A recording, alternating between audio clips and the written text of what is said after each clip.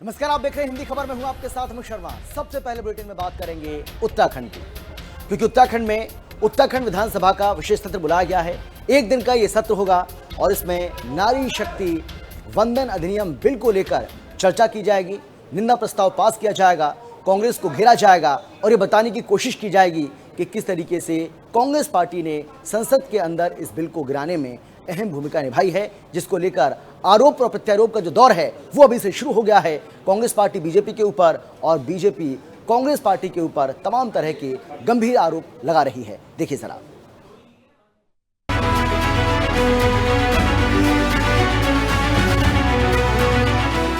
नारी शक्ति पर सियासी महाभारत, विपक्ष ने गिराया बिल, बीजेपी की बड़ी प्लानिंग। उत्तराखंड का विशेष सत्र, घेराबंदी करेगा सत्ता पक्ष। नारी सम्मान पर आर पार, गूंजेगा देवभूमि का सदन। नारी शक्ति वंदन अधिनियम संशोधन विधेयक संसद में पारित न होने के बाद से बीजेपी और कांग्रेस समेत इंडी गठबंधन के मध्य तलवारें खिंची हुई हैं। सड़क से लेकर संसद तक, आम गलियारों से लेकर राज्य के विधानसभा भवनों तक गूंज सुनाई दे रही है, तो सिर्फ महिला आरक्षण संशोधन बिल पास न होने की। इसी कड़ी में उत्तराखंड विधानसभा का आगामी होने वाला विशेष सत्र नारी शक्ति वंदन को समर्पित रहेगा। इसमें नारी सम्मान, लोकतंत्र में अधिकार विषय पर चर्चा होगी। लोक भवन से मिली हरी झंडी, विधानसभा सचिवालय से जारी अधिसूचना के बाद अब वो पल आ गया है जब उत्तराखंड विधानसभा के सदन में नारी सम्मान, लोकतंत्र में अधिकार विषय की गूंज सुनाई देगी। सत्र के सफलता पूर्वक संचालन के लिए विधानसभा अध्यक्ष ऋतु खंडूरी ने बैठक की और विशेष निर्देश जारी किए। हमारा विशेष सत्र आहूत हुआ है और कोई भी सत्र आहूत जब होता है उससे पहले हमारी कुछ कार्रवाई होती है और उसमें एक बहुत महत्वपूर्ण बैठक जो होती है वो सुरक्षा को लेकर रहती है। उसमें सुरक्षा के अलावा किस तरह से हमारा सत्र जो है वो अच्छे से चले, ठीक ठाक उसमें चीजें हो पाए।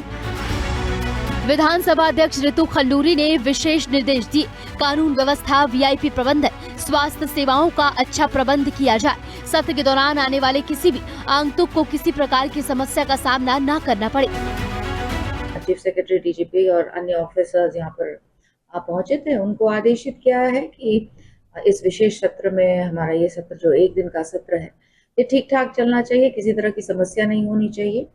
जो हमारे ट्रैफिक का जो सिस्टम है वो बिल्कुल ठीक ठाक रहना चाहिए।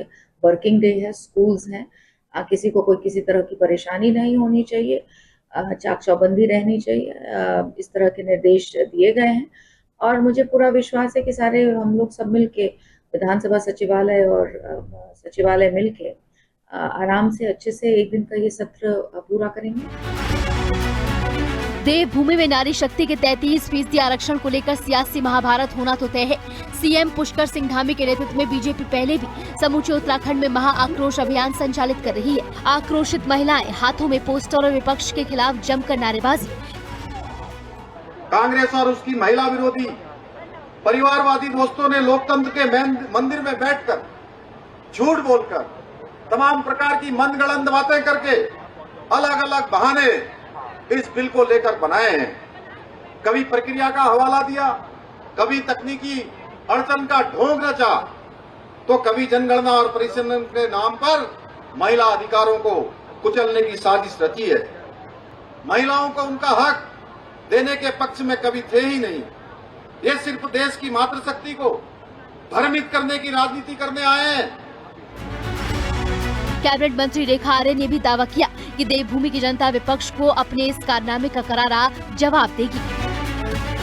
विपक्ष महिलाओं के आरक्षण या उसके हक देने के लिए क्या उसका आचरण है कि वो किसी समय लागू ही ना हो, मतलब समर्थन तो हो पर लागू ना हो, ये हमने दुर्भाग्यपूर्ण नेचर देखा है, जिसका आक्रोश पूरे देश भर में भारतीय जनता पार्टी की महिलाएं जो वो तो करती हैं, सामान्य महिलाएं भी और आम जनमानस जो आधी आबादी है उनका भी ये संकल्प है कि ऐसे विपक्ष को जो जिसको बड़े विश्वास के साथ में आधी आबादी ने लोकसभा या विधानसभा में पहुंचाने का काम किया।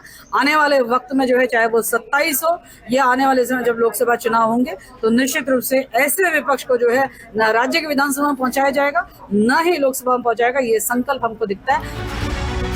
वहीं दूसरी ओर विपक्षी दल कांग्रेस इसे बीजेपी सरकार की गुमराह करने वाली साजिश बता रही है। कांग्रेस नेताओं का दावा है कि महिला आरक्षण की आड़ में संघीय ढांचे से छेड़छाड़ की तैयारी थी।